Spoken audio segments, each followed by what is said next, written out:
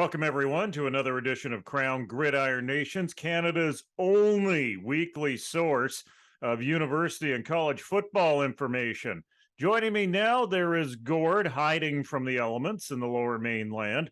Mike is in his element in Toronto, and I'm here on Football Island getting ready to bring you that blitzkrieg of information, college football style, known as the 2-minute offense.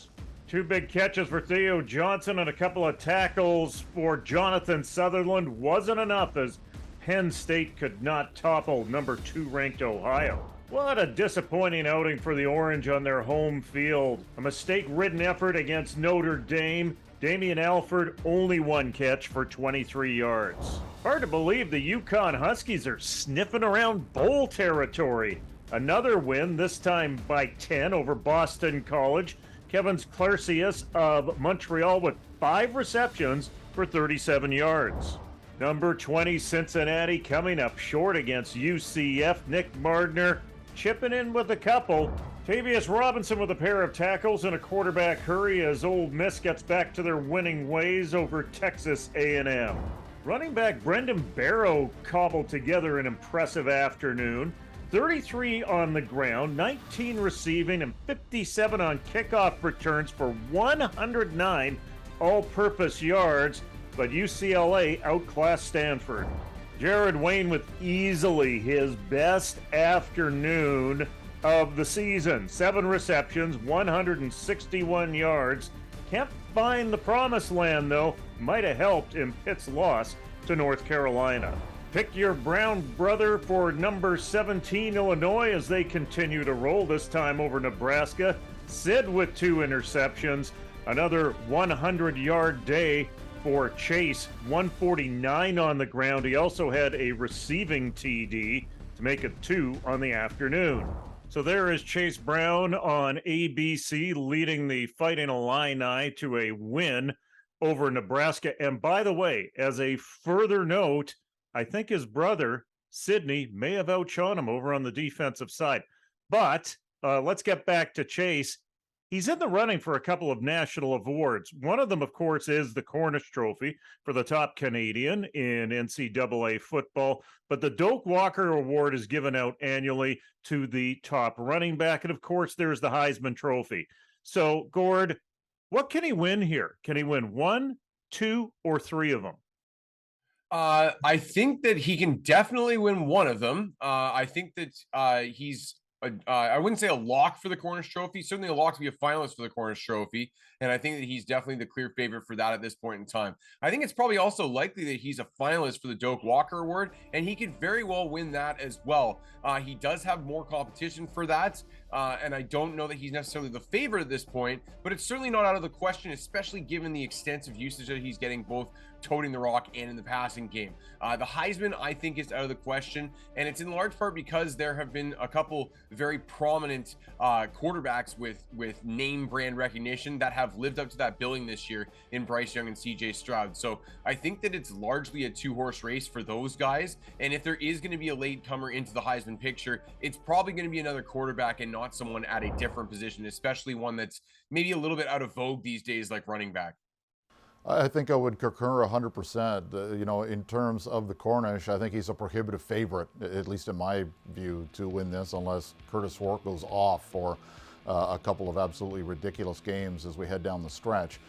In terms of the Doak Walker, he may be the most deserving of that award, but you've got a guy in Blake Corum in Michigan, and you're going to get that Wolverines height machine behind him. He's had an outstanding season as well. He's put the ball in the end zone a little bit more.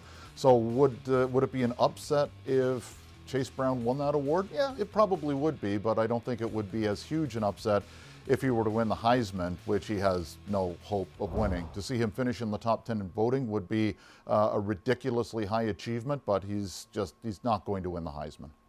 And let's also not forget, when we're talking about the Walker conversation, about Bijan Robinson, the do everything back from Texas, a guy that Buzz has him as a likely first rounder in this year's NFL draft.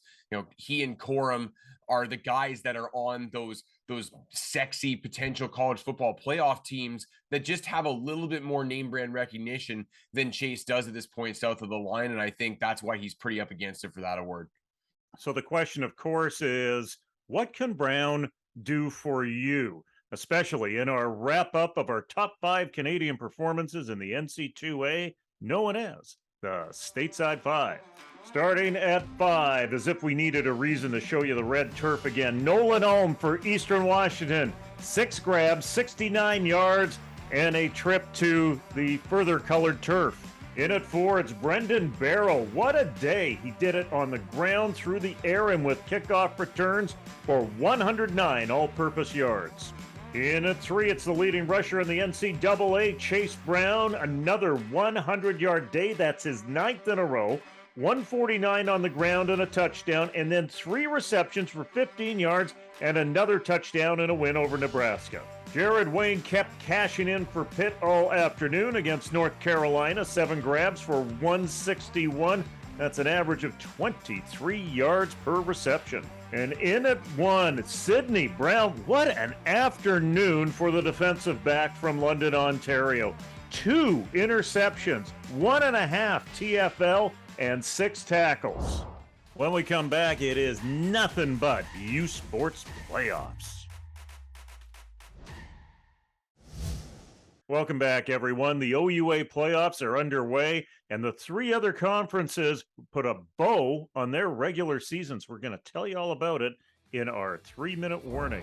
St. FX continues their dominance of the AUS, an easy win over Mount A. Zach Hood with 7 receptions for 102 yards and a tutty. But full credit on the opposite side to Owen O'Neill with 2 picks. Bishops got to the quarterback 7 times in their win over SMU. David Chalou, the key offensive performer of the day, 19 carries, 131 yards, and 2 TDs.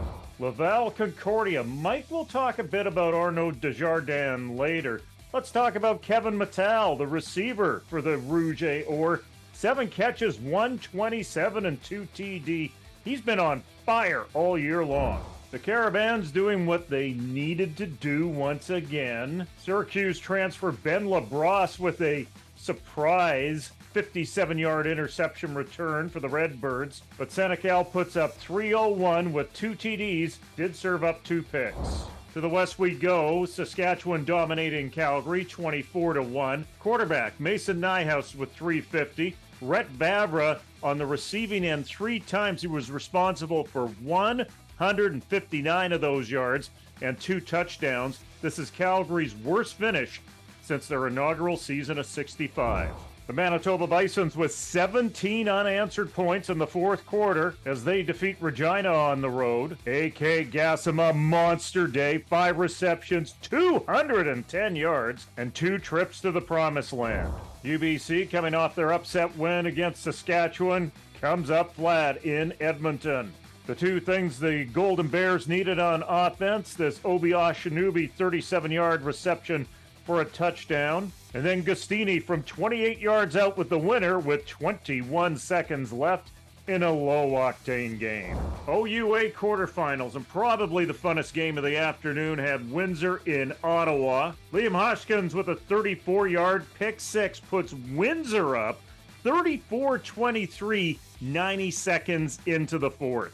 But don't get too excited if you're in South Detroit. JP Simikinda punches it in. Emmanuel Guyan then scoops and scores from 80 yards out. Ottawa would take the lead. They wouldn't let it go. They win by 3.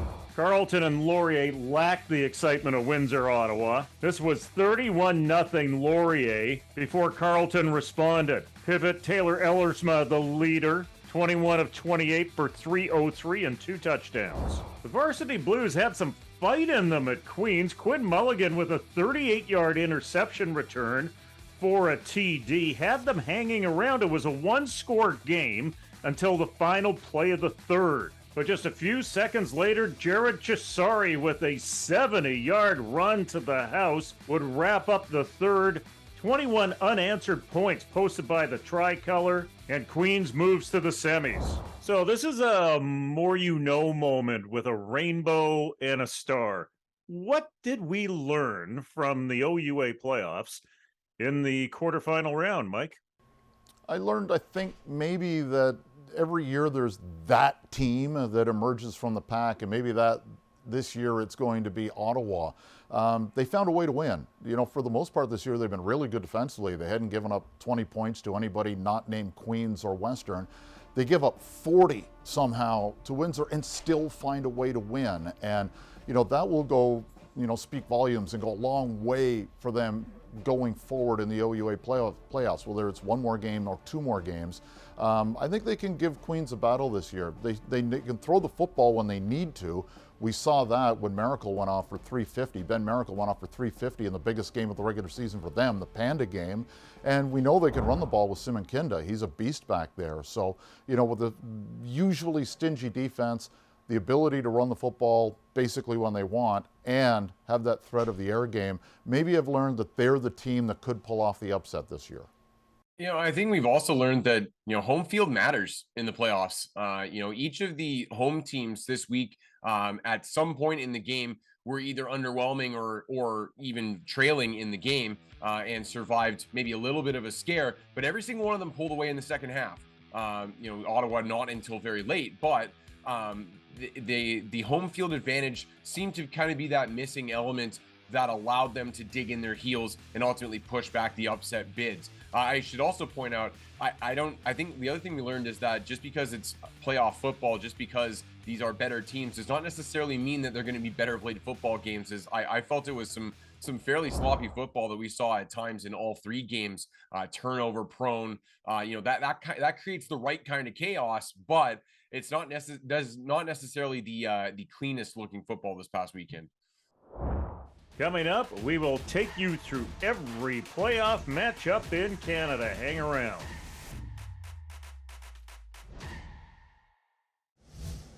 CJFL National Semifinals. Okanagan Sun running back Javon Garwood carried for 3 TDs as the Sun dominated the St. Clair Saints in Windsor. Meanwhile, in an all-Saskatchewan Prairie Conference final, Regina Thunder dispatched the Saskatoon Hilltops 39-21. So the Canadian Bowl is set for Regina. It's the Thunder. It's the Sun. It's on Saturday, November 12th. Welcome back to the machine known as Krown Gridiron Nation, everyone. Now that everyone across Canada is into their conference semifinals, Gord, let's go east to west and start with the AUS. I will start in the AUS, and both the first two games I'm going to preview, do not expect offensive fireworks. These are low-scoring teams. They have solid defenses. They haven't shown a lot of explosiveness on offense. They've just shown enough to get the job done. At Bishops, they get the home field advantage in this game by virtue of losing a game when the hurricane hit back in the early part of the fall. So they finished with a 4-3 record versus Mount A's 4-4 record. So they've only played 7. The standout for the Bishops Gators has been Gabriel Royer on defense. 7 sacks this year. He's forced, I think, 4 total turnovers. He's been a machine up front and has come on very strong in the last month of the season. That's a name to look out for in this game, but I would expect this game, maybe the first person to 20 points probably wins this game. There have been tight contests in the AUS all year. There have been low scoring contests in the AUS all year. I expect that to continue in Lennoxville this weekend. Let's go to Quebec now, and we'll take a look at Concordia versus Laval. And 60-14 in the first game and 37-24 in the second game. And if Concordia has any chance of pulling off a major upset, they're going to have to find a way to ground Air Arnaud. And Arnaud Desjardins was incredible in the 2 games against the Stingers. He had 364 yards and 5 touchdowns in the first game, 450 yards and 3 touchdowns in their game last week. His opposite number, Olivier Roy, who at the beginning of the season was getting a lot of discussion about being one of the favorites for the Crichton Trophy, and it just hasn't worked out for him this year. He finished 4th in passing yards, but he only threw 11 touchdowns this year against 10 interceptions, which was second most in the country. The other thing to look forward to in this game, and as we record this show, the forecast for Quebec City calls for rain. And while both quarterbacks would probably hate that, the Stingers do not have a capability of running the football in the rain. So a very long odds upset potential becomes even worse with the potential bad weather in Quebec City. Off to the other semi in the RSEQ. It's a rematch for the 3rd time this season between Sherbrooke and Montreal. Just 2 weeks ago, Sherbrooke upset the Carabin. Now, that game was in Sherbrooke. When they played in Montreal earlier this year, as this game is going to be, the Carabin were triumphant. Another game that I would expect probably a low-scoring game, but the one team of these two that I think has the potential to open things up on both sides of the ball is Montreal. The bugaboo for Montreal this year has been finishing drives. They're averaging almost 400 yards of offense this year per game, about 385.5, I think is the exact number. Yet they've only scored a total of 14 offensive touchdowns in 8 games. They need to do a better job in the red zone of finishing drives. Jonathan Senecal, one of the nation's leaders in passing yardage, needs to convert when it is in close to open this game up. The last time these two teams played, Montreal put up just 5 points. That is obviously not going to be good enough for them. Another guy to look out for on the Montreal side is Nicky Farinaccio, leading the nation with 10.5 sacks this year. He has also forced multiple fumbles. I think the number is 3.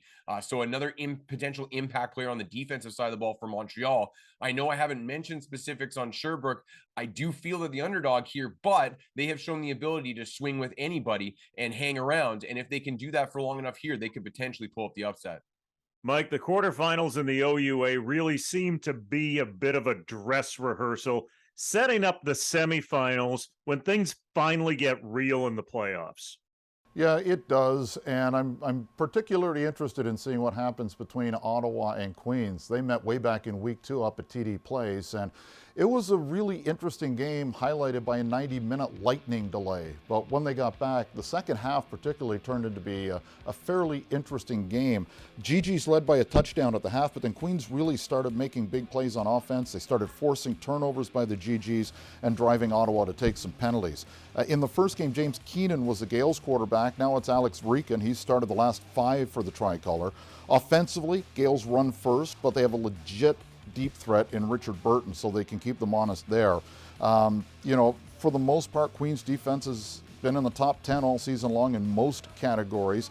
They have 10 interceptions. That's 3rd in the country, 25 sacks. They have had a couple of picks and a couple of sacks against U of T, so this one should be interesting.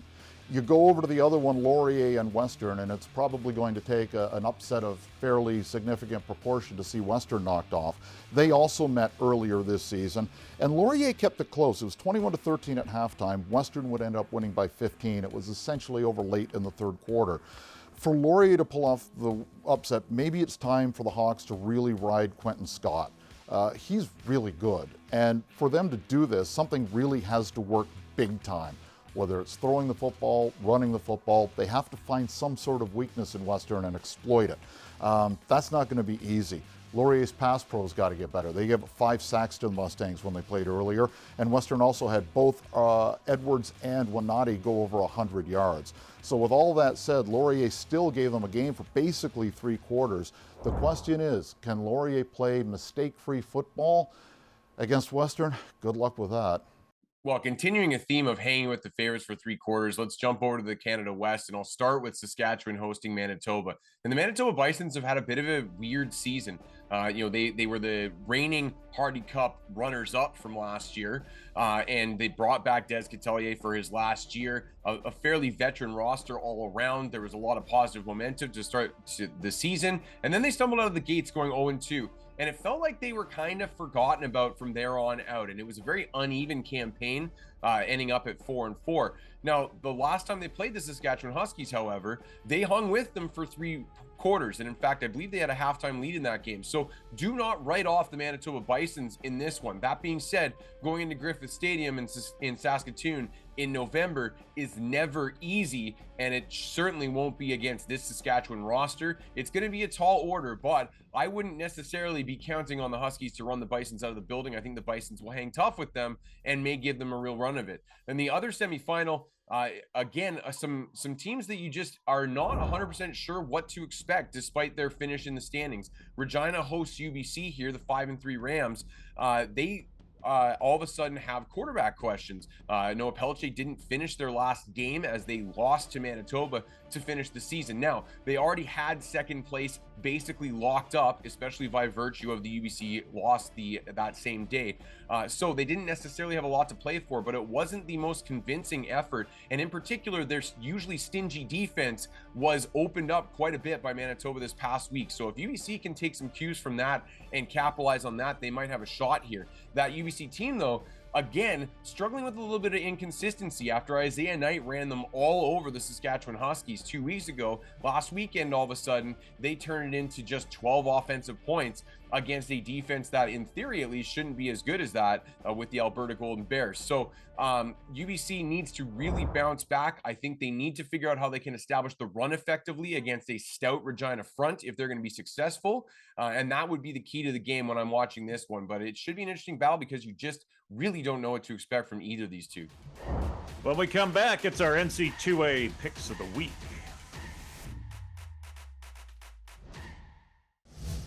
NCAA Picks of the Week. Take it away, Mr. Randall. We're going to head over to what's probably my favorite conference in the country, and that's the Pac-12. We'll take a look at a couple Canadians, in particular Paris Shand and the Arizona Wildcats, as they travel up to Salt Lake City to take on the Utah Utes. Now, we haven't necessarily talked too much at length about the Wildcats this year, but they are a squad that has shown there are some reasons to pay attention to them. Transfer quarterback Jaden Delora came down from Washington State and brought with him a recruiting class that is the best that Arizona has had in 2 decades. Now, they're coming off a 1-11 season, but it looked like they were trending right up, and they really have been. They've been competitive in every game, and last weekend, frankly, took USC toe-to-toe and maybe should have even beat them. They came up just short. USC with Caleb Williams just kind of pulls it out with the superstar at the end. But what's interesting about this game, Utah is right in the thick of the Pac-12 championship race. They need to win out from here on out. They've kind of had their mulligan in their loss to UCLA already, but they are banged up. In particular, Cameron Rising, the quarterback, missed last game. So did Dalton Kincaid, their standout tight end. So those two guys are question marks coming into this one. If Arizona can kind of build on what was a strong effort against USC last week, this could potentially be an upset special in the making. But Salt Lake City, not an easy place to play, so it should be an interesting affair out west. Should have been a more interesting and more enthusiastic game in the East. Syracuse going to Pitt this week. But boy, did those two teams last week ever have tough, disappointing losses. Syracuse was taking on Notre Dame, and they just couldn't do anything. And despite having the great Matthew Bergeron, the Canadian, on the O-line, they couldn't run the football at all. They averaged just 2.4 yards a carry, and Notre Dame was able to run wild on them, 250 yards-ish on the ground. Damian Alford, another Canadian, 1 catch for 23 yards for the Orange. Pitt got blown up by North Carolina. Despite a 7-catch, 161-yard performance by Jared Wayne, the Peterborough native had his best game of the year by far, and it was his first 100-yard game this season. We looked at Syracuse as a team that was headed toward a really big bowl game, and a tough loss to a really good Clemson team, followed by a really disappointing loss to a mediocre Notre Dame team, probably is going to cost them long-term in terms of getting a really nice, juicy bowl appearance at the end of the year. For everyone on Gridiron Nation, this is Jim Mullen saying, don't let the weather scare you. Let's get out to the game.